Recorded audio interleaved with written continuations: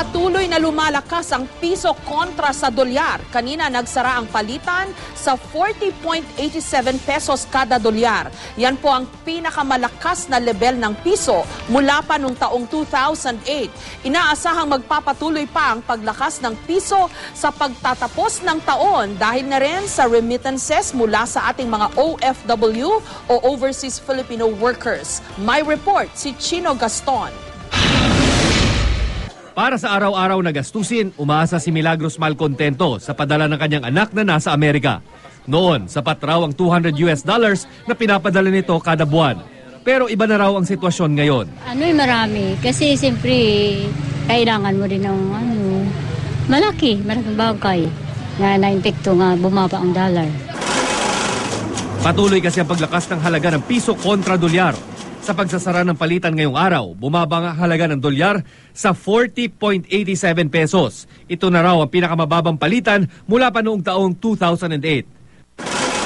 Dati nang sinabi ng Bangko Sentral ng Pilipinas ng remittances o mga padala ng mga overseas Filipino worker ang pangunahing rason sa paglakas ng piso kontra dolyar.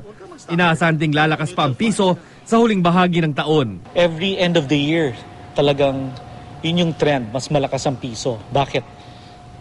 OFW inflows, no? Madaming OFWs na nagpapadala ng pera. That's number one.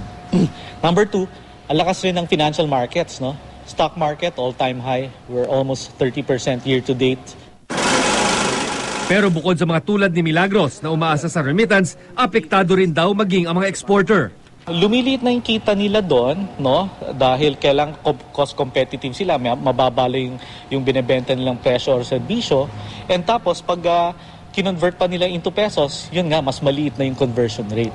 Oo. So medyo lugi sila. Sa gitna ng inaasang pag-boost ng remittances ngayong Pasko, patuloy naman ang paalala ng mga otoridad tungkol sa tamang paggamit ng pera.